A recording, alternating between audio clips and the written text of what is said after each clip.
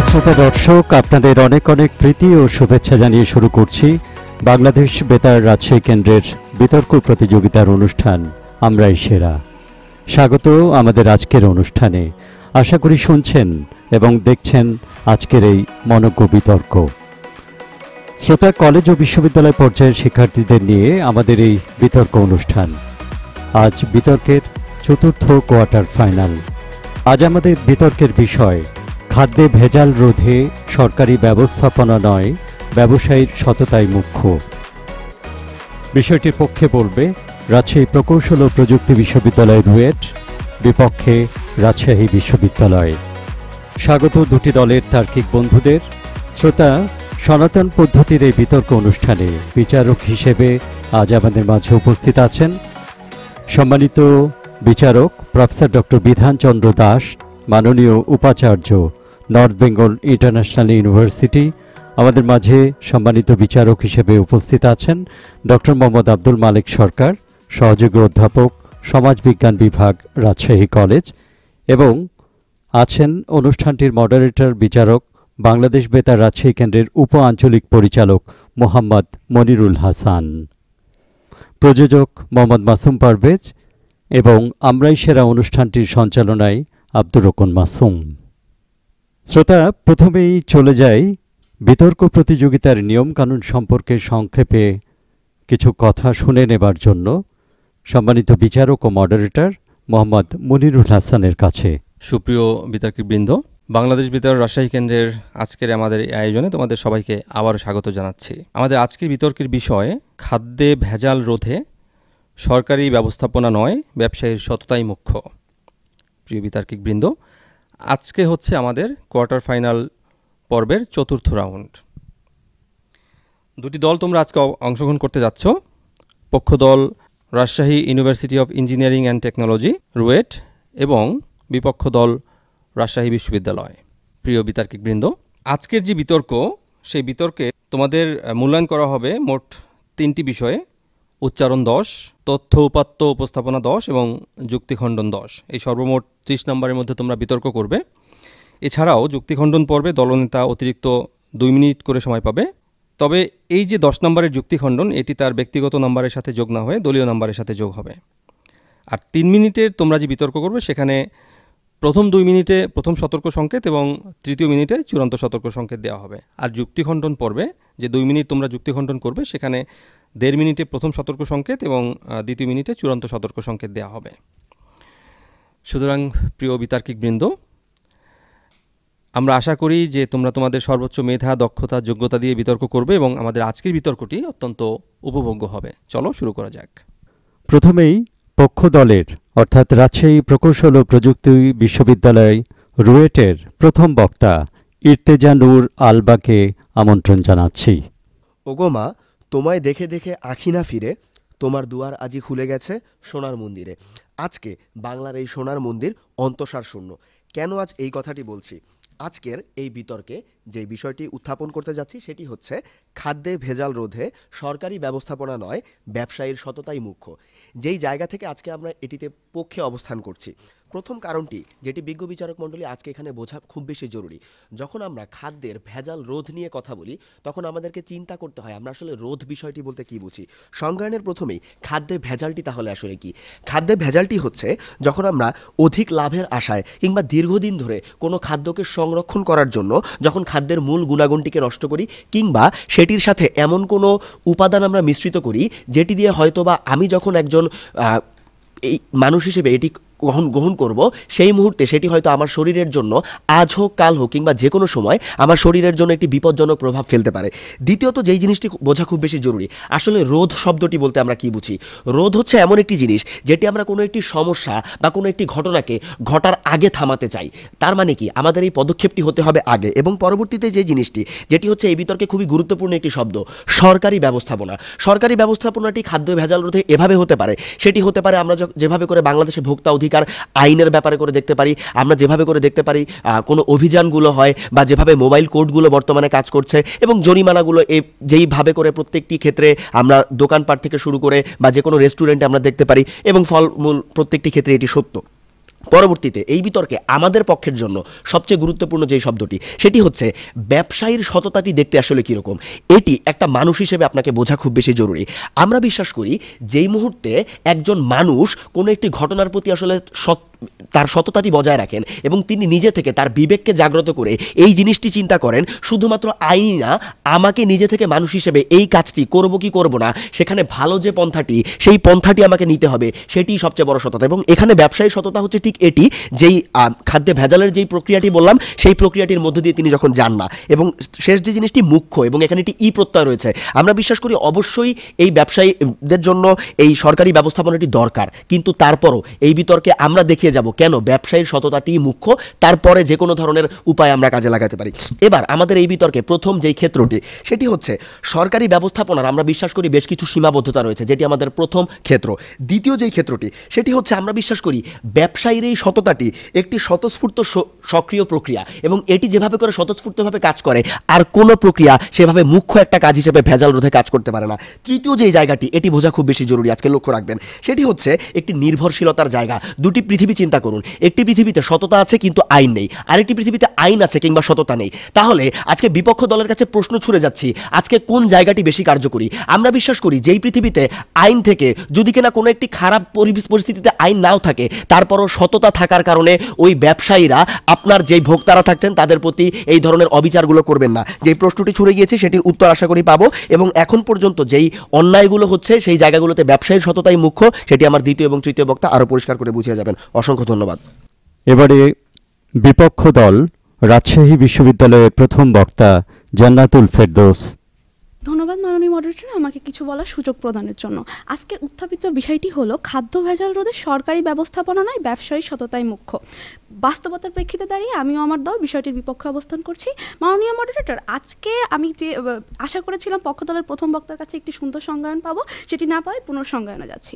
মাননীয় মডারেটর, আজকে আমরা খাদ্য ভেজাল বলতে এমন একটি খাদ্য দূষককে বোঝাচ্ছি যেটা ব্যবসায়ীর দ্বারা সৃষ্ট কোনো পরিবেশ যা মানুষ, প্রাণী এবং পরিবেশের জন্য ক্ষতিকর, এবং এই দূষক যখন খাদ্যে মিশে সেটাকে খাদ্য ভেজাল বলে। এবং রোধ বলতে যেটাকে প্রতিরোধ বা নির্মূল করাকে আমরা বোঝাচ্ছি। এবং সরকারি ব্যবস্থাপনা বলতে পণ্য উৎপাদন থেকে পণ্য বিক্রি অবধি বিধিবদ্ধ সকল নিয়মাবলীর যথাযথ প্রয়োগকে বোঝাচ্ছে, এবং না বলতে নয়। এবং ব্যবসায়িক সততাতে আজকে আমাদের খুবই গুরুত্বপূর্ণ একটা পয়েন্ট, যেটা সততা, মানে মডারেটর, সততা একটি আপেক্ষিক জিনিস, তাই ব্যক্তিভেদে ব্যবসায়ীদের সততা হয় মুনাফা কেন্দ্রিক, এবং এই ব্যবসায়িক সততার ক্ষেত্রে যে মুখ্য সততার কারণে প্রধান এবং প্রত্যয় যোগের মাধ্যমে তারা আজকে যেটা একটি মুখ্য বা প্রধান কারণ হিসেবে দেখিয়েছেন, এটার সাথে আজকে আমাদের প্রধান বিরোধিতা। মাননীয় মডারেটর, আজকে আমরা আপনাদের চারটি ক্ষেত্র মানদণ্ড থেকে দেখিয়ে যাব কেন আসলে আপনার সরকারি ব্যবস্থাপনাই প্রয়োজন। এখানে আমরা প্রথমে দেখব প্রায়োগিক কার্যকারিতা, দৃষ্টান্ত স্থাপন, জনসচেতনতা সৃষ্টি এবং টেকসই পরিবর্তন। ব্যাখ্যায় আসছি।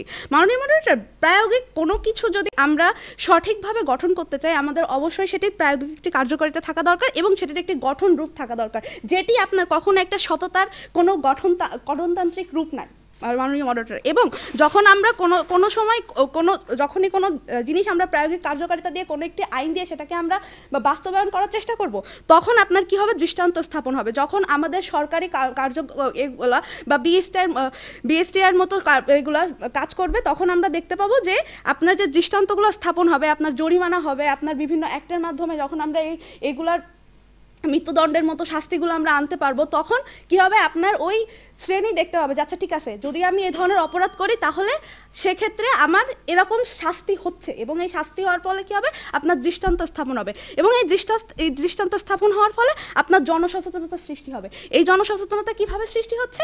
দুইটা ক্ষেত্রে হবে, একটা হবে ভোক্তাদের ক্ষেত্রে, একটা হবে ব্যবসায়ীদের ক্ষেত্রে।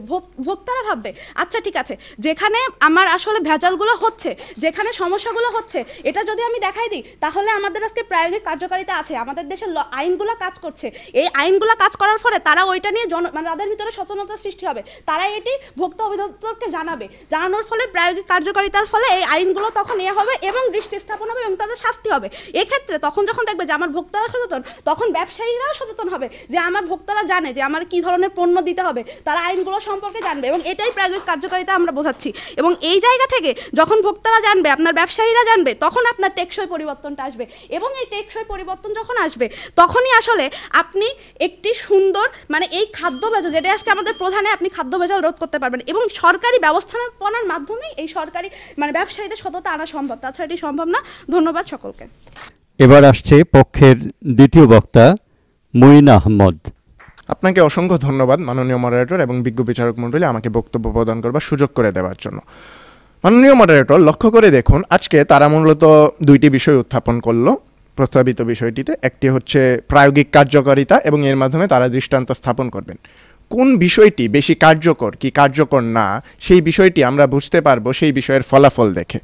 জাতীয় জনস্বাস্থ্য ইনস্টিটিউট 2018 তথ্য মতে তারা 43টি ভোগ্যপণ্যের উপর 5396টি নমুনা টেস্ট করে যে তথ্যটি পেয়েছিল, প্রত্যেকটি পণ্যেই ভেজাল রয়েছে, এবং এর মধ্যে 23টি পণ্যে শতভাগ ভেজাল রয়েছে। অর্থাৎ এই যে তারা বারবার বলছিল যে তারা হচ্ছে প্রায়োগিক কার্যকারিতার মাধ্যমে দৃষ্টান্ত স্থাপন করবে, এই দৃষ্টান্তগুলো আসলে কতটুকু স্থাপন হয় সেটি আসলে একটি প্রশ্নের বিষয়। প্রশ্ন ছুড়ে গিয়েছিলাম, দুটি পৃথিবীর মধ্যে কোন পৃথিবীটি সুন্দর, আনসার পাইনি। মাননীয় মডারেটর, লক্ষ্য করে দেখুন, একটি পৃথিবী, যেই পৃথিবীতে আপনার ব্যবসায়ীদের মধ্যে সততা আছে, সেই পৃথিবীতে কি হবে, ব্যবসায়ী নিজের বিবেক দিয়ে চিন্তা করবে যে না, এই কাজটি করা অন্যায়, এই কাজটি আমি করব না। অর্থাৎ সেই পৃথিবীতে যদি আপনার আইন নাও থাকে তবুও ভেজাল রোধ হবে। আরেকটি পৃথিবীর কথা কল্পনা করুন, যেই পৃথিবীতে আসলে ব্যবসায়ীদের মধ্যে সততা নেই, অর্থাৎ আপনি আইন, এই তারা যেটি বলছিল প্রায়োগিক কার্যকারিতা, এই চিত্রটি কীরকম হবে, আপনি তালাইমারি মোড় থেকে প্রত্যেকটি দোকান চেক করে আগাবেন, যখন আপনি সাহেববাজার আসবেন তখন তালাইমারিতে যেই দোকানটিতে আপনি 5,000 টাকা জরিমানা করে আসবেন, সেই দোকানটি চিন্তা করবে আমি তো 5,000 টাকা জরিমানা দিয়েছি, এবার আমার 6,000 টাকা অবৈধ পথে আদায় করতে হবে। অর্থাৎ সে আবার পুনরায় ওই ভেজালে লিপ্ত হবে। এবং বাংলাদেশ কিন্তু আমরা দেখছি স্বাধীনতার পর থেকে আমাদের মাননীয় প্রধানমন্ত্রী জননেত্রী শেখ হাসিনা বারবার বিভিন্ন ধরনের উদ্যোগ নিচ্ছেন। ভোক্তা অধিকার আইন, নিরাপদ খাদ্য আইন, ফরমালিন নিয়ন্ত্রণ আইন, দণ্ডবিধি ও বিশেষ ক্ষমতা আইন, এগুলো নিয়ে আমরা বারবার দেখছি মোবাইল কোর্ট অভিযান এগুলো পরিচালনা করা হচ্ছে। অর্থাৎ সরকারের দিক থেকে কিন্তু ব্যবস্থাপনার কোনো কমতি রাখা হয়নি। আমাদের সরকার বারবার চেষ্টা করছে এই জিনিসগুলো নিয়ন্ত্রণ করার, তবুও কেন নিয়ন্ত্রণ করা যাচ্ছে না? কারণ এই ব্যবসায়ীদের সততার অভাব। বিজ্ঞ প্রতিপক্ষের নিকট প্রশ্ন, এত ব্যবস্থাপনার পরও কেন এই জিনিসগুলো নিয়ন্ত্রণ করা যাচ্ছে না? আজকে লক্ষ্য করে দেখুন মাননীয় সভাপতি, অর্থাৎ তাহলে কোন জিনিসটি বেশি কার্যকর হতো, তাদের প্রায়োগিক কার্যকারিতার বিষয় থেকে আসি। বেশিরভাগ কার্যকর হতো আমাদের যেটি 2 নম্বর ক্ষেত্র ছিল, ব্যবসায়ী সততা একটি স্বতঃস্ফূর্ত সক্রিয় প্রক্রিয়া। অর্থাৎ ব্যবসায়ী যদি নিজে থেকে স্বতঃস্ফূর্ত এই কাজটি থেকে বিরত থাকে, এটি হচ্ছে তাহলে একটি কার্যকর উপায় হিসেবে কাজ করবে। এখন কথা হচ্ছে সততাটি কিভাবে ক্রিয়েট হবে? এজন্য আপনার প্রয়োজন শিক্ষা, সামাজিক আন্দোলন এবং জনসচেতনতা ক্রিয়েট করা। এই জিনিসটি আপনার সেই ব্যবসায়ীদের একদম ছোটবেলা থেকে শুরু করতে হবে। অর্থাৎ শিক্ষা ক্ষেত্র থেকে একদম ব্যবহারিকভাবে এই সততা দীক্ষাটি তাদেরকে দিতে হবে, যেটা আমরা উন্নত বিশ্বের জাপানে দেখতে পাই, চীনে দেখতে পাই। সেই শিক্ষা আমাদের মাননীয় প্রধানমন্ত্রী কিন্তু শিক্ষার এই ক্ষেত্রটিও চেঞ্জ করেছেন। অর্থাৎ এই নতুন শিক্ষা ব্যবস্থার মাধ্যমে যখন ব্যবসায়ীরা নিজে থেকে সচেতন হবে, সামাজিক আন্দোলনের মাধ্যমে সততাটাই তাদের কাছে প্রধান বিষয় হয়ে দাঁড়াবে, তখন কিন্তু তারা আর এই ধরনের অন্যায়গুলো করবে না। অর্থাৎ নির্ভরশীলতার দিক থেকে, ব্যবস্থাপনার সীমাবদ্ধতার দিক থেকে এবং সততার স্বতঃস্ফূর্ত সক্রিয়তার দিক থেকে, সব দিক থেকে বলতে পারে প্রায়োগিক কার্যকারিতা ও ব্যবসায়ী সততার দিক থেকেই বেশি, দৃষ্টান্ত ওই দিকেই স্থাপন হয় বেশি। ধন্যবাদ মাননীয় মডারেটর। এবার বিপক্ষ দলের দ্বিতীয় বক্তা শিফাত হোসেন। ধন্যবাদ মাননীয় মডারেটর আমাকে কিছু কথা বলার সুযোগ করে দেওয়ার জন্য। পক্ষদল থেকে একটি কথাই বলা হচ্ছে, সততা একটি স্বতঃস্ফূর্ত প্রক্রিয়া, এই স্বতঃস্ফূর্ত প্রক্রিয়ার মাধ্যমে আমরা খাদ্য ভেজাল রোধ করতে পারবো। কিন্তু একটি প্রশ্নের উত্তর আমরা এখনো পাইনি, যে ব্যবসায়ীরা তাদের মুনাফা কেন্দ্রিক চিন্তাভাবনা থেকে বের হয়ে কেন সততাকে মুনাফার উপরে স্থান দিবে, এবং পুঁজিবাদী সমাজ ব্যবস্থা যেখানে মুনাফা আয় করাই ব্যবসায়ীদের প্রধান লক্ষ্য, সেক্ষেত্রে তারা সততাকে কেন তাদের অর্থ আয়ের উপরে স্থান দিবে, এটির কোনো আমরা উত্তর পাইনি। অপরপক্ষে আমরা আপনাকে কি দেখিয়েছি? অপরপক্ষে আমরা আপনাকে দেখিয়েছি যে গাঠনিক একটি কাঠামোর মাধ্যমে আপনি পরিবর্তন আনতে পারেন।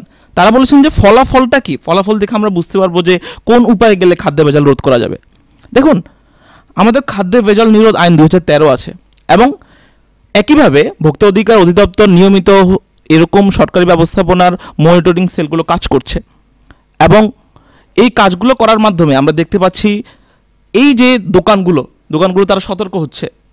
আপনি যদি সাম্প্রতিক একটি ঘটনা দেখেন, বেলি রোডের অগ্নিকাণ্ডের ঘটনার পরবর্তীতে ঢাকাতে যত অবৈধ রেস্টুরেন্টগুলো আছে, অবৈধ খাবার দোকানগুলো আছে, এগুলো বন্ধ হয়ে গেছে। মানে আমরা দৃশ্যমান ফলাফল দেখতে পাই আইনের ব্যবস্থাপনার মাধ্যমে।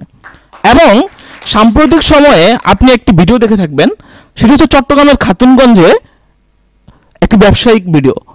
ওই ব্যবসায়ী অনেক উচ্চ শিক্ষিত এবং ওই ব্যবসায়ী অনেক মূল্যবোধ সম্পন্ন, কিন্তু তিনি এরপরও তার ব্যবসায়িক সততাকে ব্যবসায়িক আয়ের উপরে স্থান দিতে পারেননি। মানে আপনি ব্যবসায়িক সততাকে যদি মুখ্য হিসেবে ধরেন তাহলে খাদ্য ভেজাল কখনো নিরোধ করতে পারবেন না, কিন্তু আপনি যদি সরকারি ব্যবস্থাপনাকে মুখ্য হিসেবে ধরেন তাহলে আপনি খাদ্য ভেজাল রোধ করতে পারবেন। কেন? কারণ আমি যখন দেখবো যে আমার পাশের দোকানে একজনকে 1 লক্ষ টাকা জরিমানা দেওয়া হয়েছে, পরের দিন আমি সতর্ক হয়ে যাব যে আমাকে যেন 1 লক্ষ টাকা জরিমানা দিতে না হয়। পাশের দোকানে কাউকে যখন জেল জরিমানা করা হবে তখন আমিও সতর্ক হয়ে যাব যে আমাকে যেন জেল জরিমানা না করা হয়। তখন আমি আমার রেস্টুরেন্টের খাদ্যের কর্ম পরিবেশ সম্পর্কে সচেতন হব। আমি সচেতন হব যে খাদ্য যে ব্যবহার করা হচ্ছে সেগুলো ঠিক হচ্ছে কিনা। আপনি গত বছরে বাংলাদেশ ব্যুরো অফ স্ট্যাটিস্টিক্সের জরিপটা দেখেন যে খাদ্য ভেজাল রোধে কার্যকর পদক্ষেপ হিসেবে কোনগুলো বেশি কাজে দিয়েছে। খাদ্য ভেজাল রোধে ওই জরিপে দেখা গেছে যে ভোক্তা অধিকারের যে মাঠ পর্যায়ের কাজগুলো আছে, মনিটরিংয়ের কাজগুলো আছে, ওগুলো বেশি পরিমাণে সচেতনতা সৃষ্টি করেছে এবং ভোক্তারা ওই হটলাইনটা ব্যবহার করছে। ভোক্তা অধিদপ্তর হটলাইন ব্যবহার করে তারা ভোক্তা অধিদপ্তরকে জানাচ্ছে। এই যে একটি গণজাগরণ সৃষ্টি হয়েছে, এটি কিন্তু আইনের মাধ্যমে সৃষ্টি হয়েছে এবং এই আইনের গণজাগরণের কারণেই জনগণ বুঝতে পেরেছে যে আমাদের আশ্রয়স্থল কোনটি। আমাদের আশ্রয়স্থল হচ্ছে সরকারি ব্যবস্থাপনায় সরকারি আইনসমূহ, এবং সরকার আমাদের জন্য কাজ করছে। এখন আমাদের কি দরকার? এই সরকারি ব্যবস্থাপনার অংশ হিসেবে আমরা ওই সরকারকে সহযোগিতা করা। এই সহযোগিতা হাত বাড়ায় দেওয়ার মাধ্যমে আমরা এই ব্যবসায়িক সিন্ডিকেট ভাঙতে পারবো, আমরা খাদ্য ভেজাল রোধ করতে পারবো। কারণ পক্ষদল আমাকে এখনো বোঝাতে পারেননি যে যদি আইন না থাকে ওই পৃথিবীতে সততা দিয়ে কিভাবে তারা খাদ্য ভেজাল রোধ করতে পারবে। ধন্যবাদ।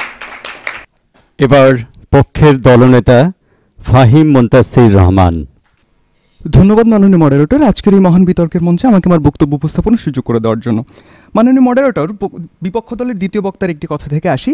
তিনি বললেন যে আমার পাশের দোকানে যদি 1 লক্ষ টাকা জরিমানা করা হয় আমি এটা দেখে সচেতন হয়ে যাব, আমি আর অন্যায় করব না। আমি যদি অসৎ হই মাননীয় মডারেটর, আমি তখন চিন্তা করবো যে আজকে আমার পাশের দোকানে 1 লক্ষ টাকা জরিমানা করা হয়েছে, আমি 7 দিন ভালো থাকি, এই যে মোবাইল কোডটা এখান থেকে সরে দূরে চলে যাক, তারপর আমি আবার ব্যবসায় অসতত খাদ্যে ভেজাল মেশানো শুরু করব। আমি যদি অসৎ হই এই চিন্তা ভাবনাগুলো আসবে। মাননীয় মডারেটর, একটি প্রশ্ন ছিল, কেন মুনাফা কেন্দ্রিক চিন্তা ভাবনা তারা করবে না? মুনাফা কেন্দ্রিক চিন্তা ভাবনা কেন করবেন না, কেন সৎ থাকবেন? মাননীয় মডারেটর, সৎ থাকলে মুনাফা অর্জন করা যায় না এটা কোথাও বলা নেই। সৎ থাকলে আপনি মুনাফা অর্জন করতে পারবেন। যখন আপনি একজন সৎ ব্যবসায়ী হবেন, আপনার থেকে যারা ক্রেতা আছে তারা দেখবে যে না, এই ব্যবসায়ীটা সৎ, তখন তারা বারবার আপনার কাছে আসবে, সেই ক্রেতাগুলো আপনার কাছে আসবে, আপনার ব্যবসা বড় হবে। এইখান থেকে আপনি সৎ থাকার মাধ্যমে একজন ক্ষুদ্র ব্যবসায়ী থেকে আপনি একজন বড় ব্যবসায়ীতে পরিণত হতে পারবেন। কিন্তু আপনি যদি একজন অসৎ ব্যবসায়ী হন, আপনার খাদ্যে যদি ভেজাল থাকে, আমি আজকে আপনার থেকে 1 কেজি মাংস কেনার পরে দেখলাম আমার পেট খারাপ করেছে, আমি কিন্তু পরবর্তীতে আপনার কাছ থেকে মাংস কিনবো না। অর্থাৎ তাদের যে পয়েন্টটা ছিল যে মুনাফা কেন্দ্রিক চিন্তাভাবনা কেন করবে না, কেন সৎ থাকবে, এটা তার উত্তর।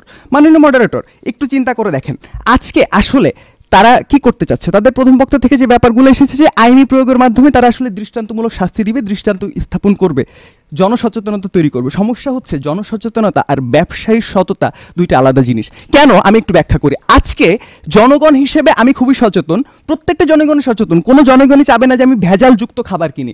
কিন্তু ব্যবসায়ী বিভিন্ন পদ্ধতিতে এমনভাবে ভেজাল মেশাবে জনগণ সেটা টের পাবে না। আপনি চিন্তা করেন, আজকে যদি 1000 কেজি চালের মধ্যে 10 কেজি কাকড় মেশানো হয়, এখানে কিন্তু ব্যবসায়ীর অনেক লাভ। আপনি একজন জনগণ হিসেবে ওই যে 10 কেজি কাকড় মেশানো সেটা আপনি ঠিকমতো বুঝতেও পারবেন না। আজকে যদি 100 লিটার দুধের মধ্যে 10 লিটার পানি মেশানো হয়, আপনি কিন্তু একজন জনগণ হিসেবে বুঝতে পারবেন না। অর্থাৎ এখানে জনসচেতনতা সেরকম মুখ্য ভূমিকা পালন করে না, এবং এইখানে আসলে সরকারি ব্যবস্থাপনাও যে সীমাবদ্ধতার জায়গাগুলো, সেই সীমাবদ্ধতার জায়গাগুলো থেকে যায়। আপনি একটু চিন্তা করে দেখেন, আজকে সাহেববাজার থেকে যদি তালাইমারি পর্যন্ত চিন্তা করেন, খাদ্য নিয়ে ব্যবসা করা, অর্থাৎ মুদি দোকানদার, হোটেল, এরকম হাজার হাজার ব্যবসায়ী আছে। কিন্তু আপনার ভোক্তা অধিদপ্তরে মানুষ আছে কতজন এগুলো রোধ করার মতো? সরকারের পক্ষ থেকে কতজন মানুষ আছে? সর্বোচ্চ 50 জন। এই 50 জন মানুষের পক্ষে এতগুলা দোকান একসাথে মেইনটেনেন্স করা কখনোই সম্ভব না মাননীয় মডারেটর। আজকে আপনি তালাইমারিতে জরিমানা করে যাবেন, 10 দিন পরে আবার তালাইমারিতে সেই একই অন্যায় শুরু হবে, একইভাবে খাদ্যে ভেজাল মেশানো শুরু হবে, যদি আপনার ব্যবসায়ীগুলো সৎ না হয়। কারণ একজন মানুষ যখন সৎ হবে তখন তাকে আপনি এটা বোঝাতে সক্ষম হবেন যে আজকে তুমি যদি খাদ্যে ভেজাল মিশ্রিত করো, এই ভেজাল মিশ্রিত খাদ্য তোমার পরিবারের একজনও খেয়ে অসুস্থ হতে পারে, মারা যেতে পারে। তোমার পরিবারের একজন যেমন তোমার কাছে অনেক বেশি মূল্যবান, অন্য একজনের পরিবারের একজনও তার কাছে অনেক বেশি মূল্যবান। এই যে মূল্যবোধটুকু যখন একজন মানুষের মাঝখানে জাগ্রত হবে, তখন তার মাঝখানে চিরস্থায়ী একটি পরিবর্তন আসবে। মাননীয় মডারেটর, প্রধানমন্ত্রী শেখ হাসিনা সাস্টেনেবল ডেভেলপমেন্টের কথা বলেন, আমরা এই দীর্ঘস্থায়ী চিরস্থায়ী পরিবর্তনের কথা বলি। একটি কথা বলে শেষ করতে চাই, একটি বাংলাদেশ তুমি জাগ্রত জনতার, সারা বিশ্বের বিস্ময় তুমি আমার অহংকার। বাংলাদেশের প্রতিটি মানুষ যখন ভেজালমুক্ত খাদ্য পাবে তখন এই বাংলাদেশ আমার অহংকার হবে, বঙ্গবন্ধুর স্বপ্নের বাংলাদেশ পরিণত হবে। ধন্যবাদ মাননীয় মডারেটর, ধন্যবাদ সবাইকে। এবার আসছেন বিপক্ষে দলনেতা সাধন মুখার্জি। ধন্যবাদ মাননীয় মডারেটর, আজকের এই মহান ছায়া সংসদে আমাকে কিছু বলার সুযোগ প্রদানের জন্য। মাননীয় মডারেটর, সাল 1972 আর্মি স্টেডিয়ামে বঙ্গবন্ধু দাঁড়িয়ে বললেন পাকিস্তানিরা চলে গেছে কিন্তু সকল দুর্নীতিবাজরা আমার কাছে রেখে গেছে, এবং তিনি প্রত্যেক দুর্নীতিবাজ আমলাতান্ত্রিক যে মানুষগুলো আছে, ব্যবসায়ী যে মানুষগুলো আছে তাদেরকে সতর্ক হতে বললেন এবং তাদেরকে শুধরে যেতে বললেন। আজকে স্বাধীনতার স্পিকার 52 বছর পরে আমরা তাদেরকে শুধরাতে দেখিনি, আমরা তাদেরকে ঠিক হতে দেখিনি, বরং আমরা দেখেছি এই ধরনের মানুষগুলো সংখ্যা তারপর থেকে আরও বৃদ্ধি পেয়েছে। কিন্তু মাননীয় সভাপতি, সেগুলো তারপরে কমলো কি করে? যখন 2009 সালে মাননীয় প্রধানমন্ত্রী দেশনত জননেত্রী শেখ হাসিনার নেতৃত্বে আমরা ভোক্তা অধিকার আইন 2009 পেলাম এবং জনগণ এবং ব্যবসায়ীকে এই আইনের প্রয়োগটি দেখাতে পারলাম, তার পরবর্তী সময় থেকে আমরা দেখলাম এই ধরনের অসাধু ব্যবসায়ীদের বিরুদ্ধে আমরা একটি গণজাগরণ দেখতে পেরেছি, আমরা তাদের বিরুদ্ধে অভিযান দেখতে পেরেছি, এবং তার পরবর্তী সময়ে এই অসাধু ব্যবসায়ীদেরকে আমরা সতর্ক হতে দেখেছি যেন তারা খাদ্যে ভেজাল না মিশাতে পারে। আপনি যদি তথ্য অধিকার আইনটি দেখেন এবং ভোক্তা অধিকার আইনটি দেখেন, তাদের সমন্বয়ে একটি রিপোর্ট প্রকাশ করা হয়েছিল এবং সেইখানে 2009 পরবর্তী সময়ে কিভাবে এই ভোক্তা অধিকার আইনটি এই সকল অসাধু ব্যবসায়ীদেরকে আরো সতর্ক করতে পেরেছে এবং খাদ্য ভেজালটি কিভাবে আরো দ্রুত কমে এসেছে সেটি আমরা দেখতে পেয়েছি। মাননীয় সভাপতি, 3টি অনেক বড় প্রশ্ন এই বিতর্কে আছে। প্রথম প্রশ্নটি হলো সততার মাপকাঠি কি? একজন ব্যবসায়ীর কাছে মনে হতেই পারে 10 লিটার দুধে আমি যদি 1 লিটার পানি মেশাই সেটা তো সৎ, কারণ আমি অন্য যে জন আসলে 10 লিটার পানিতে 12 লিটার পানি মেশাচ্ছে সেটি তো আমি করছি না। দ্বিতীয়ত, একটা মানুষ কেন সৎ হবে এই ধনতান্ত্রিক বা পুঁজিবাদী সমাজ ব্যবস্থায় যেখানে আসলে মুনাফা অর্জনটাই মুখ্য? একজন মানুষ বা একজন ব্যবসায়ী আসলে কিভাবে চিন্তা করে? একজন ব্যবসায়ী চিন্তা করে আমাকে তো আমার সব থেকে বেশি পুঁজির বিরুদ্ধে, পুঁজির অনুপাতে সব থেকে বেশি আমাকে ইনকামটা করতে হবে, আমাকে উপার্জনটা করতে হবে, এবং সৎ থাকলে সে যে পরিমাণ উপার্জনটা করতে পারছে তার অনুপাতে যে ব্যবসায়ীটা খাদ্যে ভেজাল মেশাচ্ছে সে তো আরো বেশি উপার্জন করতে পারছে, সে তখন কিভাবে চিন্তা করে তাহলে আমিও একটু করি না, আমিও একটু ভেজাল মেশাই না, এবং এর মাধ্যমে এইভাবে একটি চেইন তৈরি হয় যার মাধ্যমে খাদ্যে ভেজাল মেশানোটা আমরা কখনো বন্ধ করতে পারি না। ঠিক যেমন ভাবে সিঙ্গাপুরে আইন প্রয়োগের মাধ্যমে তাদের দুর্নীতিবাজকে তারা দমন করতে পেরেছিল, ঠিক যেইভাবে মালয়েশিয়ায় মাহাতির মোহাম্মদ তাদের দুর্নীতিগ্রস্ত মানুষগুলোকে আইন প্রয়োগের মাধ্যমে বন্ধ করতে পেরেছিল, ঠিক যেভাবে ব্রিটিশ কলম্বিয়াতে পাবলো এসকোবারকে সতর্ক করে আপনি কখনো মাদকের বিরুদ্ধে বন্ধ করতে পারেন নাই, আপনি ওই পাবলো এসকোবারকে আইন প্রয়োগ করে তাকে হত্যা করেছেন, এবং তারপরে ব্রিটিশ কলম্বিয়াতে মাননীয় মডারেটর আমরা দেখেছি ধীরে ধীরে মাদক দ্রব্যের ব্যবহারটি কমে এসেছে। ঠিক একইভাবে বাংলাদেশে 2009 পরবর্তী সময়ের পরে যখন মাননীয় প্রধানমন্ত্রী এই আইনের প্রয়োগগুলোকে শক্ত করেছে, যখন ভোক্তা অধিকার আইন 2009 এর মতো আইনগুলো প্রতিষ্ঠিত হয়েছে, তার পরবর্তী সময়ে আমরা কি দেখেছি? এই ধরনের অসৎ ব্যবসায়ী যারা ছিল, কাচ্চি ভাইতে মাননীয় সভাপতি এবং সুলতান সাইনে যখন খাদ্যের রং মেশানো হতো এবং সেটি যখন ভোক্তা অধিকার দপ্তর ভিডিও প্রচার করার মাধ্যমে সামাজিক যোগাযোগ মাধ্যমে ছড়ালো, তার পরবর্তীতে আমরা কি দেখলাম? সেইখানে খাদ্যের প্রক্রিয়া কিভাবে তারা খাদ্য তৈরি করছে, কোথা থেকে তারা মাংস আনছে সেটি তারা দর্শককে দেখানো শুরু করলো, ভেজাল মেশানোটি বন্ধ হলো। যদি এটি সরকারি ব্যবস্থাপনায় সংশোধন করা সম্ভব হয় তাহলে কিভাবে? শুধুমাত্র সচেতনতা দিয়েই যদি সম্ভব হতো, শুধুমাত্র সততা দিয়ে যদি সম্ভব হতো, তাহলে 72 সালে বঙ্গবন্ধুর আহ্বান জানানোর পরেও কেউ কেন সৎ হলো না, কেউ কেন খাদ্য ভেজাল বন্ধ করলো না? অনেক বড় প্রশ্ন মাননীয় সভাপতি, ধন্যবাদ। শ্রোতা, দুটি দলের জমজমাট বিতর্ক লড়াই উপভোগ করছেন, আর প্রত্যেকের বক্তব্য শেষে এখন দুই দলনেতার যুক্তি খণ্ডনের পালা। প্রথমেই আসছেন পক্ষ দল রাজশাহী প্রকৌশল ও প্রযুক্তি বিশ্ববিদ্যালয়ের দলনেতা ফাহিম মুনতাসির রহমান। ধন্যবাদ মাননীয় মডারেটর, আজকের এই মহান বিতর্কে আমাকে আরও একবার বক্তব্য উপস্থাপনের সুযোগ করে দেওয়ার জন্য। মাননীয় মডারেটর, আজকে পক্ষ দলের প্রথম বক্তার কাছে একটি এবং দ্বিতীয় বক্তার কাছে 2টি প্রশ্ন রেখে গিয়েছিলাম, তার কোনোটির উত্তর এখন আমরা পাইনি। মাননীয় মডারেটর, দেখেন, খাদ্যে ভেজাল রোধের অর্থাৎ আজকে তাদের যে সরকারি ব্যবস্থাপনার মাধ্যমে অনেক পরিমাণে খাদ্য ভেজাল রোধ হচ্ছে, এরকম কোনো তথ্য বা উপাত্ত আজকে পুরো বিপক্ষ দল থেকে একবারও আসেনি। কিন্তু সরকারি ব্যবস্থাপনা থাকা সত্ত্বেও সততার অভাবে কিভাবে খাদ্য ভেজাল আসলে রোধ করা যাচ্ছে না, এখনো খাদ্য ভেজাল মিশছে, আমার দলের দ্বিতীয় বক্তা আপনাকে তার তথ্য এবং উপাত্ত দেখিয়ে যায়। মাননীয় মডারেটর, আজকে তাদের দলনেতা পুঁজিবাদী সমাজের কথা বলে গেলেন যে পুঁজিবাদী সমাজে একজন ব্যবসায়ী কেন মুনাফা কেন্দ্রিক চিন্তা ভাবনা করবেন না। আপনি যদি একটু চিন্তা করে দেখেন, এই যে পুঁজিবাদী সমাজের যে সূচনা, এটাই কিন্তু তৈরি হয়েছে সততার অভাবে। আজকে যদি আপনার সমাজের ব্যবসায়ীগুলো, মানুষগুলো যদি সৎ থাকতো, তাদের মধ্যে সততার বিবেকটা যদি বীজটা যদি বপন করা থাকতো, তাহলে পুঁজিবাদী সমাজটাই কখনো তৈরি হতো না। দ্বিতীয় কথা, মাননীয় মডারেটর, তারা সিঙ্গাপুরের উদাহরণ দিলেন, মালয়েশিয়ার উদাহরণ দিলেন। আপনি একটু চিন্তা করে দেখেন, আপনি বিতর্ক করছেন বাংলাদেশে। সিঙ্গাপুরের যে শিক্ষা ব্যবস্থা, মালয়েশিয়ার যে শিক্ষা ব্যবস্থা, তার সাথে আপনি যদি বাংলাদেশের শিক্ষা ব্যবস্থাকে তুলনামূলক আলোচনা করেন, সেখানে কিন্তু আসলে আমাদের শিক্ষা ব্যবস্থাতে এই যে সততার যে জায়গাটা, এই জায়গাগুলোর প্র্যাকটিক্যাল যে ইমপ্লিমেন্ট, এই জায়গাগুলো কিন্তু অনেক বেশি ল্যাকিংস আছে মাননীয় মডারেটর। এই জন্য আসলে আমরা এই জায়গাগুলো থেকে পিছিয়ে যাই। আজকে তারা একটা কাচ্চি ভাই রেস্টুরেন্টের উদাহরণ দিয়ে গেলেন, কিন্তু আপনি একটু চিন্তা করে দেখেন তো, সারা বাংলাদেশে এরকম কাচ্চি ভাইয়ের মতো কত লক্ষ রেস্টুরেন্ট আছে। আপনি কি প্রত্যেকটা রেস্টুরেন্টেই এইভাবে আসলে যে সিসিটিভি ফুটেজ দেখে বা তাদেরকে জরিমানা করে এই তাদেরকে সৎ করতে পারবেন? এটা সম্ভব না মাননীয় মডারেটর। আপনি একটু চিন্তা করে দেখেন, আজকে যদি আপনার দেশের প্রত্যেকটা খাদ্য ব্যবসায়ী অসৎ হয়ে যেত, তাহলে সামনের এক মাসের মধ্যে আপনার দেশের জনসংখ্যা অর্ধেকের নিচে নেমে আসতো। অর্থাৎ সততা এখানে মুখ্য ভূমিকা পালন করে।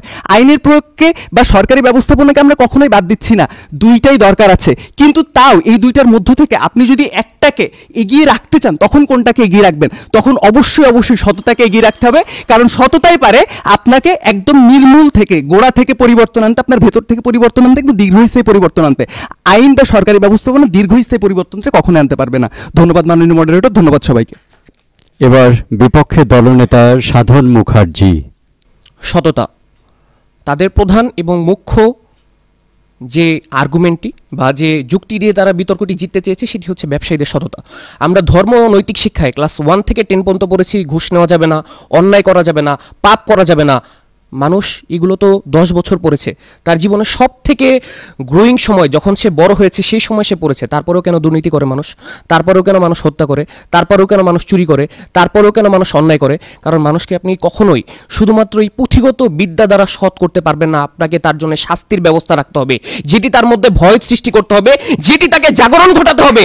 আমি যদি কোনো অন্যায় করি, আমি যদি কোনো অপরাধ করি, আমি যদি কোনো এমন কাজ করি যেটি আমার সমাজের আইনের সাথে যায় না, তাহলে আমার শাস্তির বিধান আছে। মানুষ ঠিক তখনই সৎ হয়, মানুষ ঠিক তখনই ভয় পায়, মানুষ ঠিক তখনই চিন্তা করে আমার এই অপরাধটি করা যাবে না।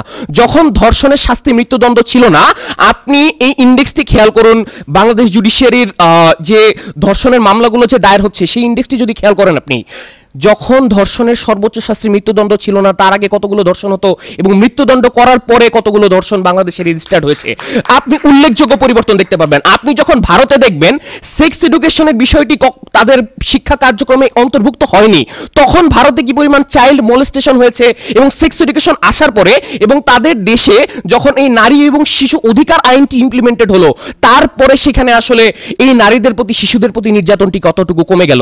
যখন ব্রিটিশ কলম্বিয়াতে জিরো টলারেন্স নীতি গ্রহণ করা হলো, যখন বাংলাদেশে মাদকের বিরুদ্ধে জিরো টলারেন্স নীতি গ্রহণ করা হলো, তখন মাদক গ্রহণ কমলো নাকি বাংলাদেশে যখন তুমি মাদক গ্রহণ করো না, সিগারেট খাওয়া স্বাস্থ্যের জন্য খারাপ এটি বলা হলো, ধূমপান করা স্বাস্থ্যের জন্য খারাপ এটি বলা হলো, তখন ধূমপানের সংখ্যা কমলো, তখন মাদকের সংখ্যা কমলো না? মাননীয় সভাপতি, যখনই আপনি আইন প্রয়োগ করেছেন, যখনই আপনি কঠোর হয়েছেন, যখনই সরকার এখানে ব্যবস্থা করা গ্রহণ করেছে, আমরা তখনই সেখানে মাননীয় সভাপতি উল্লেখযোগ্য হারে সেটি রোধ করার প্রক্রিয়া দেখতে পেয়েছি, সচেতনতা দেখতে পেয়েছি, সততার জাগরণ দেখতে পেরেছি। এটি আজকে বিতর্ক। ধন্যবাদ। প্রিয় দর্শক শ্রোতা, জমজমাট বিতর্ক পর্ব আমরা উপভোগ করলাম। একটু পরেই ফলাফল, আর এই ফলাফল তৈরির সময়টুকুতে আমরা শুনব আমাদের সম্মানিত 3 বিচারকের ছোট্ট করে অভিমত।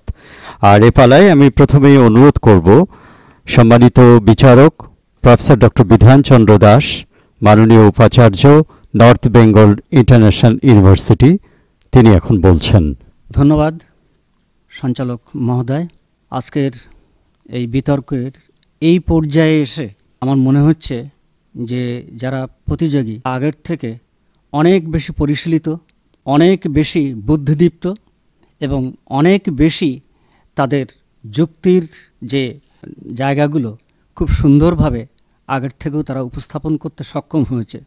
তারপরেও যেহেতু তাদের এখনও কিছু শেখার আছে, তো সেই কারণে আমি আমার কিছু পর্যবেক্ষণ তাদের বক্তব্যের মধ্যে যেগুলো আমার মনে হয়েছে বলা প্রয়োজন, সেগুলো আমি উল্লেখ করছি। প্রথমত, পক্ষ দলের শব্দ উচ্চারণে আমি একটা শব্দ বিশেষ করে কানে লেগেছে, সংজ্ঞায়ন শব্দটি সম্পূর্ণ হয়নি।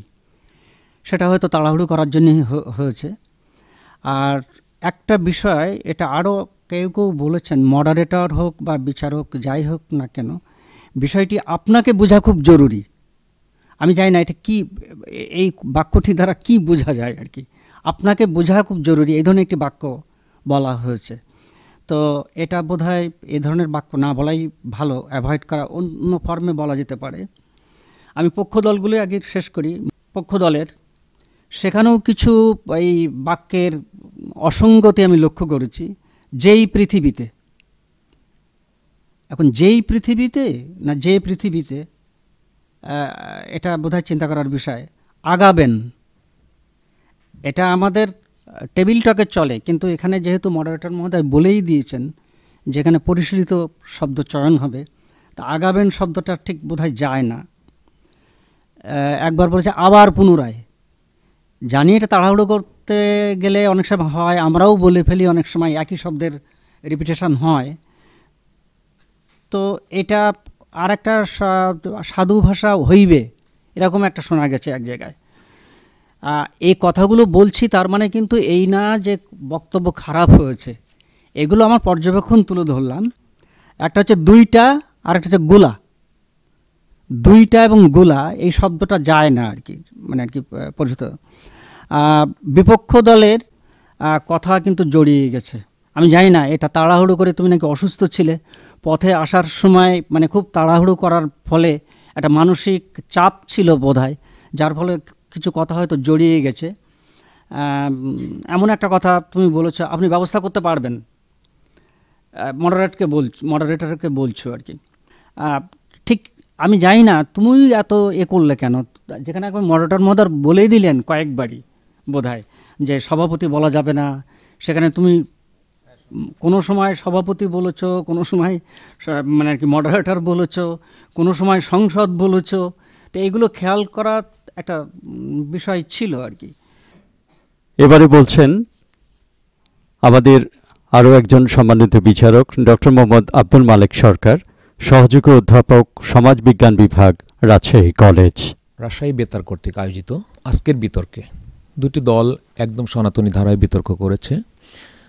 3 মিনিটের মার্জিনে দুই পক্ষই স্বাভাবিকভাবেই বলে দেওয়া আছে যে এটি পক্ষে কি বলবে এবং বিপক্ষে কি বলবে। দুই পক্ষই কিন্তু এমন একটি ইমাজিনারি ওয়ার্ল্ড, এমন একটি প্রেক্ষিতেই আসলে বিতর্ক করছে।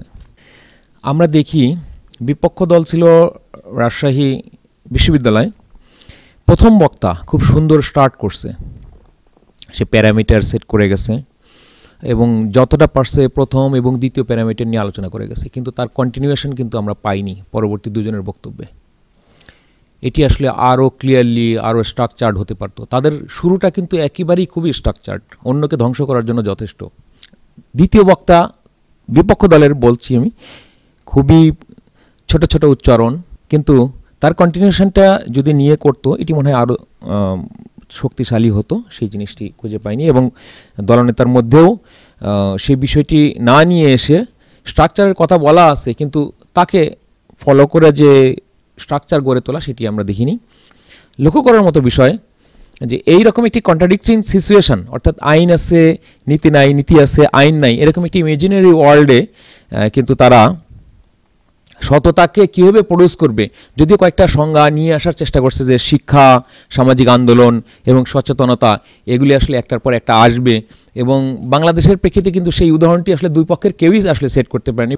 এবারে অনুরোধ করছি সম্মানিত বিচারক ও মডারেটর, বাংলাদেশ বেতার রাজশাহী কেন্দ্রের উপ আঞ্চলিক পরিচালক মোহাম্মদ মনিরুল হাসানকে তার কথা বলার জন্য। সুপ্রিয় বিতর্কিকবৃন্দ, খুবই জমজমাট একটি বিতর্ক উপভোগ করলাম আমরা এতক্ষণ। আমাদের আজকের বিতর্কের বিষয় ছিল খাদ্যে ভেজাল রোধে সরকারি ব্যবস্থাপনা নয়, ব্যবসায়ীর সততাই মুখ্য।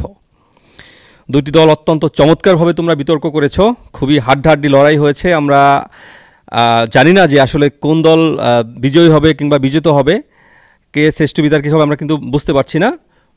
খুবই মাইনর পয়েন্টে যদিও হয়, সেটা খুবই মাইনর পয়েন্টে হবে।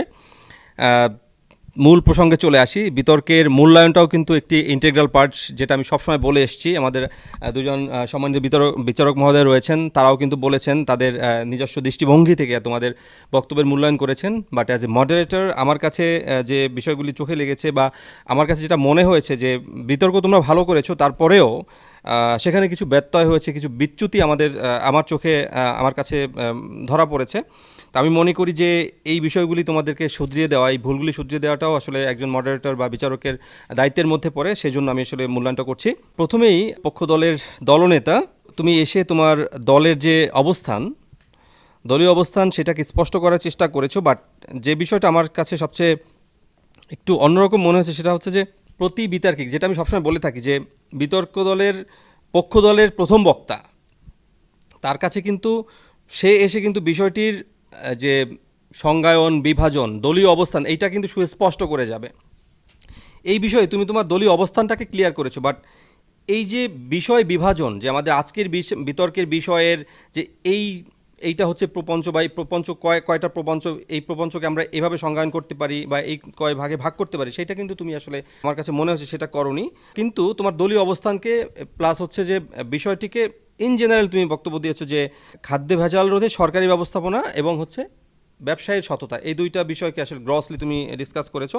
তবে তোমার দলীয় অবস্থানটাকে তুমি এস্টাবলিশ করতে পেরেছো সুন্দরভাবেই, এবং যে তুমি বলেছো যে তোমার পরবর্তী বিতার্কিক যে আসবে তাদের কি বক্তব্য হবে এবং তোমাদের দলীয় অবস্থান কি হবে সেটি ঠিকঠাক করেছো। প্লাস তোমার বডি ল্যাঙ্গুয়েজ, আই কন্ট্যাক্ট খুব সুন্দর ছিল। প্লাস হচ্ছে তুমি সততাকে আসলে এমফাসিস করেছো।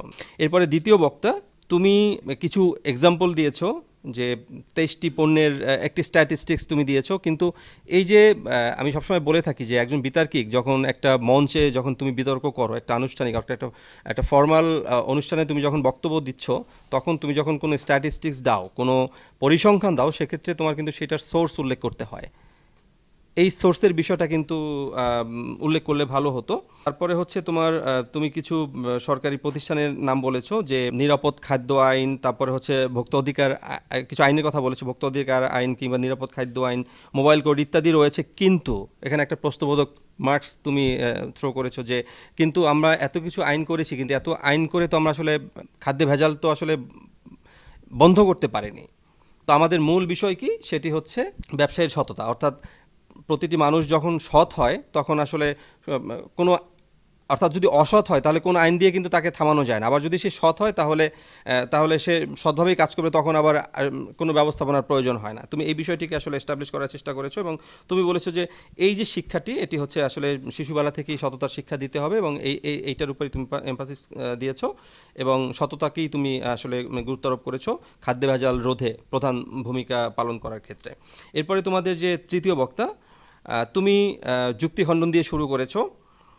তোমার বডি ল্যাঙ্গুয়েজ, আই কন্ট্যাক্ট ঠিক ছিল। প্লাস হচ্ছে তুমি কিছু উদাহরণ দিয়েছো, এবং তুমি তোমার যে বক্তব্যের যে ধারাবাহিকতা, সেটি অত্যন্ত চমৎকারভাবে সুন্দর করে তুমি তোমার প্রথম যে দুই বক্তা তাদের যে কিছু লুফোলস ছিল সেইটিকে কাভার করে তুমি তোমার দলীয় অবস্থানটাকে সুস্পষ্টভাবে স্টাবলিশ করেছো এখানে। সেই বিষয়টি আসলে আমার কাছে ভালো লেগেছে।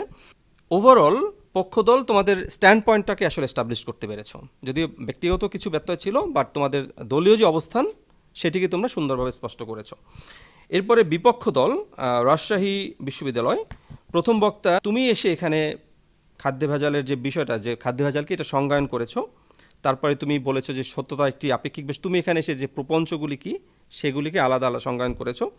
এরপর তুমি তোমার এখানে যে বিষয়, তোমার দলীয় অবস্থানকে স্পষ্ট করেছো, যে আমাদের প্রধান বিরোধিতা হচ্ছে এটা, যে সরকারি ব্যবস্থাপনাই হচ্ছে খাদ্য ভেজাল রোধে প্রধান নিয়ামক হিসেবে কাজ করে। তুমি এই বক্তব্য তুমি জাস্ট কোড, আমার দলের প্রধান বিরোধিতার জায়গাটি হচ্ছে এটা, আনকোড। তুমি আসলে এইভাবে তোমার বক্তব্যটা এস্টাবলিশ করেছো। এরপরে তুমি অনেক আইনের কথা বলেছো, যে খাদ্য ভেজাল প্রতিরোধে সরকারি ভূমিকাটাই হচ্ছে মুখ্য। সেক্ষেত্রে সরকারি অনেক প্রতিষ্ঠান রয়েছে, অনেক বডি রয়েছে, বিএসটিআই, ভোক্তা অধিকার অধিদপ্তর, এদের উদাহরণ দিয়েছো তুমি। এই যে সরকারি কার্যক্রম, এগুলোর ফলে হচ্ছে যে প্রায়োগিক কার্যকারিতা হয়, এবং সেক্ষেত্রে দুই দিকে আমরা বেনিফিটেড হতে পারি। একটা হচ্ছে ভোক্তার দিক থেকে, আর একটা হচ্ছে ব্যবসায়ী পর্যায়ে, অর্থাৎ ভোক্তা পর্যায়ে এবং ব্যবসায়ী পর্যায়ে। এবং এইটার ফলে এই যে থিসিস এবং কি বলে অ্যান্টিথিসিস, এটার ফলে যে সিনথিসিসটা হবে সেটা হচ্ছে টেকসই পরিবর্তন। যদিও তুমি থিসিস অ্যান্টিথিসিস এটাকে উল্লেখ করোনি, বাট তুমি তোমার বক্তব্যের মাধ্যমে বুঝিয়ে দিয়েছো যে এই দুইটার ফলে অর্থাৎ ভোক্তা পর্যায়ে প্লাস হচ্ছে ব্যবসায়ী পর্যায়ে যে সচেতনতা তৈরি হবে, সততার যে জায়গাটি এস্টাবলিশড হবে, সেক্ষেত্রে আমাদের আলটিমেট রেজাল্ট কী হবে, আমাদের আউটকামটা কী হবে, সেটা হচ্ছে আমাদের টেকসই একটা পরিবর্তন হবে। এইটা তুমি তো এস্টাবলিশ করেছো। বিপক্ষ দলের দ্বিতীয় বক্তা বেইলি রোডের যে একটি ঘটনা ঘটেছিল এবং যে অগ্নিকাণ্ডের ঘটনা ঘটে, একটি বিল্ডিংয়ে অনেকগুলি হোটেল অনুমোদিত ছিল এবং সেখানে যে পরবর্তীতে এই দুর্ঘটনার পরে যখন অভিযান চালানো হয় সেইটার যে কনসিকুয়েন্স, সে শুধুমাত্র বেইলি রোডে এরপর ধানমন্ডি সহ সারা বাংলাদেশে যে অভিযান চালানো হয়, এইটার যে একটা কনসিকুয়েন্স মানে হচ্ছে যে সরকারি যে পদক্ষেপ এইটাকে তুমি এস্টাবলিশ করার চেষ্টা করেছো যে এই উদাহরণের মাধ্যমে। এরপরে তুমি খাতুনগঞ্জের ব্যবসায়ীদের একটা উদাহরণ তুমি দিয়েছো। তারপরে তুমি বলেছো যে সরকারি ব্যবস্থাপনায় হচ্ছে এখানে প্রধান নিয়ামক হিসেবে কাজ করবে, অর্থাৎ ওভারঅল ভোক্তা অধিকার যে সংগঠনটি রয়েছে তাদের উদাহরণ দিয়েছে। তারপরে হচ্ছে যে তুমি তাদের হটলাইনের কথা বলেছে যে সাধারণ মানুষ ভোক্তা পর্যায়ে এখন কিন্তু তারা অনেক সচেতন, যে কোনো ব্যত্যয় দেখলে তারা হটলাইনে ফোন করে তাদেরকে জানিয়ে দেয়, অর্থাৎ তারা সেটা সরকারি প্রতিষ্ঠান। তো অর্থাৎ এই যে এক্সাম্পল, এগুলি দিয়ে তোমার দলীয় অবস্থানটাকে তুমি এস্টাবলিশ করার চেষ্টা করেছো। সব মিলে বক্তব্য ভালো হয়েছে। বিপক্ষ দলের দলনেতা, তোমার শুরুটা আসলে ওরকম সুন্দর হয়নি আমি মনে করব, কারণ আজকে হচ্ছে এটা সনাতনী ফরম্যাট বিতর্ক। তো আমি তোমাদের নিয়মকানুনের শুরুতেই কিন্তু বলে দিয়েছিলাম যেটা একটা সনাতনী ফরম্যাট বিতর্ক, এবং তোমাকে যখন অ্যাড্রেস করবা তুমি তখন তোমাকে বলতে হবে মডারেটর এবং বিজ্ঞ বিচারক মণ্ডলী। কিন্তু তুমি এখানে এসেই বলেছো যে এটি একটি ছায়া সংসদ। এটা তো ছায়া সংসদ, এটা তো সংসদ না বা ছায়া সংসদও না, এটা হচ্ছে সনাতনী ফরম্যাট বিতর্ক এবং খুবই মৌলিক ফরম্যাট একটা বিতর্ক, সনাতনী ফরম্যাট। এরপর হচ্ছে তুমি বলেছো, একবার বলেছো মাননীয় স্পিকার, তারপরে মাননীয় সভাপতি, অনেকবার বলেছো তুমি। যাই হোক, আমার কাছে মনে হয়েছে তুমি কিছুটা তাড়াহুড়ার মধ্যে ছিলে, বক্তব্যের মধ্যে একটা চঞ্চলতা বা কিংবা চাঞ্চল্য লক্ষ্য করা গেছে। কিন্তু তুমি যা বলেছো, তুমি এসে একটা প্রশ্ন করেছো যে আসলে সততার মাপকাঠি কী, এই প্রশ্নটা দিয়ে তুমি আসলে তোমার বক্তব্যের প্রাথমিক বক্তব্যটা শুরু করেছো। তারপর তুমি সিঙ্গাপুর, মালয়েশিয়ার উদাহরণ দিয়েছো যে তারা আসলে সরকারি ব্যবস্থাপনার মাধ্যমেই কিন্তু তারা এত উন্নত রাষ্ট্রে পরিণত হয়েছে। তারপর তুমি ব্রিটিশ কলাম্বিয়ার যে মাদকের নির্মূলের যে বিষয়টা সেটা উদাহরণ দিয়েছো তুমি, অর্থাৎ আন্তর্জাতিক পরিমণ্ডলের কিছু এক্সাম্পল তুমি সেট করেছো। তারপরে হচ্ছে তুমি তোমার বক্তব্য শেষে জাতির পিতা বঙ্গবন্ধু শেখ মুজিবুর রহমানের একটি বক্তব্য থেকে তুমি কোট করে তোমার বক্তব্যটি শেষ করেছো। সব মিলিয়ে তোমার বক্তব্য সুন্দর হয়েছে, তবে প্রাথমিক পর্যায়ে যে ভুলটা ছিল বা যে তোমার অ্যাড্রেসিংয়ে যে সমস্যাটা ছিল, কোয়ার্টার ফাইনাল রাউন্ডে এসে এই ভুলটা না করলেও পারতে। এছাড়া তোমার বক্তব্য কিন্তু খুবই সুন্দর হয়েছে। যুক্তিখণ্ডন পর্বের যদি মূল্যায়ন করি সেক্ষেত্রে আমি বলবো যে যুক্তিখণ্ডন পর্বে পক্ষ দলের দলনেতা তুমি আবার এসে সুন্দর করে তোমার দলীয় অবস্থানটাকে এস্টাবলিশ করেছো। তবে তোমার ফোকাস পয়েন্ট থ্রোয়িং যুক্তিখণ্ডন পর্বে আমার কাছে খুবই ভালো লেগেছে, তোমার আই কন্ট্যাক্ট, এবং মনেই হচ্ছে যে না, তুমি একটা বডি ল্যাঙ্গুয়েজে মনে হচ্ছে তুমি একজন সুন্দর বিতর্ক করতে দাঁড়িয়েছো। সব মিলে তোমার ফিনিশিংটা সুন্দর হয়েছে। এরপরে বিপক্ষ দলের দলনেতার যে যুক্তিখণ্ডন, তুমি এসে সেই আগের মতোই তুমি আসলে আবার সভাপতি বলেছো, অ্যাড্রেসিংটা আবার সেই একই ভুল তুমি করেছো। তবে তোমার আই কন্ট্যাক্ট, বডি ল্যাঙ্গুয়েজ ঠিক ছিল এবং তুমি সর্বশেষে এসে যুক্তিখণ্ডন পর্বে তোমার দলীয় অবস্থানটাকে এস্টাবলিশ করেছো, প্লাস নিজের অবস্থানকে এস্টাবলিশ করেছো। আমি জানি না রেজাল্টে আসলে কোন দিকে যায়, এই আজকের বিতর্কে কিন্তু তোমরা উভয় পক্ষের কিন্তু বলার অনেক কিছু ছিল, কারণ এই বিষয়টা একটা বার্নিং ইস্যু। খাদ্য ভেজাল রোধে সরকারি, এখন দেখো যে এই যে অনেস্টি, সততা, এটা কিন্তু একটা কম্পারেটিভ বিষয়, আপেক্ষিক। এখন এটা হলো যে কোনোটা দুইটাকেই আমাদের প্রয়োজন, সরকারি ব্যবস্থাপনাও প্রয়োজন, আবার ব্যক্তিগত সততাও প্রয়োজন। আমি যেমন সরকারি ব্যবস্থাপনা দিয়ে ব্যক্তিগত সততার সব জায়গায় যদি সততা মানে ডিসঅনেস্ট লোক থাকে, আমি আইন করে কিন্তু সব ডিসঅনেস্ট লোককে সৎ করে ফেলতে পারবো না। আবার সরকার আইন করলো, সব কিছুই করলো, মানুষ যদি ব্যক্তিগতভাবে সৎ না হয় তাহলেও কিন্তু হবে না।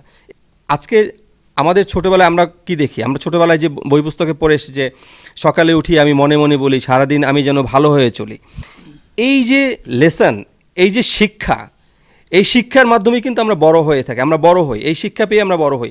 কিন্তু এখন দেখো ডিসঅনেস্ট হয় কি পার পেয়ে গেছে সবাই, পার পায়নি, কিন্তু আইনের যে কঠোর হস্তক্ষেপ সেটার মাধ্যমে কিন্তু তারা আবার ধরা পড়ছে। তো এই বিষয়টা তোমরা যত বেশি উদাহরণ দিয়ে সংজ্ঞায়ন করে তোমার আদার্স যে পারিপার্শ্বিক অবস্থা, এই বিষয়গুলি দিয়ে তুমি তোমার নিজের অবস্থানটাকে এস্টাবলিশ করতে পারতে, তাহলে কিন্তু ভালো হতো, এটা বিপক্ষ দলের জন্য। অর্থাৎ আমাদের আজকের বিতর্কের যে বিষয় সেটি হচ্ছে পক্ষ দল এবং বিপক্ষ দল উভয়ের কিন্তু বলার অনেক কিছুই ছিল, সেটার জন্য তোমার অনেক বেশি বইপত্র পড়ার দরকার নেই, বাংলাদেশের বিভিন্ন উদাহরণ দিয়ে কিন্তু তোমরা এটা বলতে পারতে। তো যাই হোক, উভয় পক্ষেরই বলার অনেক কিছু ছিল। তো আমি মনে করি যে এখানে তোমাদের প্যারামিটার তো একটা না, বক্তব্য তোমার হচ্ছে যে তুমি যে তথ্যপাত্র দিচ্ছ সেটাও একটা বিষয়, তারপরে হচ্ছে তোমার আদার্স যে অ্যাগ্রেসিভনেস অর্থাৎ বিতার্কিক সুলভ যে আমি বলবো যে মানে বডি ল্যাঙ্গুয়েজ যেটা আছে সেইটা, বা তোমার বিপক্ষ দলের প্রতি বা পক্ষ দল বিপক্ষ দলের অপোজিশন পার্টির প্রতি তোমার যে থ্রোয়িংটা, সেটাও কিন্তু একটা প্যারামিটার হিসেবে কাজ করে। এই জন্য আমরা বলি যে উচ্চারণ, তারপরে যে তোমাদের যে বিচারের যে মূল্যায়নের যে বিষয়, যে উচ্চারণ, তথ্যপত্র উপস্থাপন এবং যুক্তি খণ্ডন, এটা কিন্তু একটা ভাইটাল বিষয়। সো এই সব কিছু মিলিয়ে যারা ভালো করেছো তারাই আজকে জিতবে।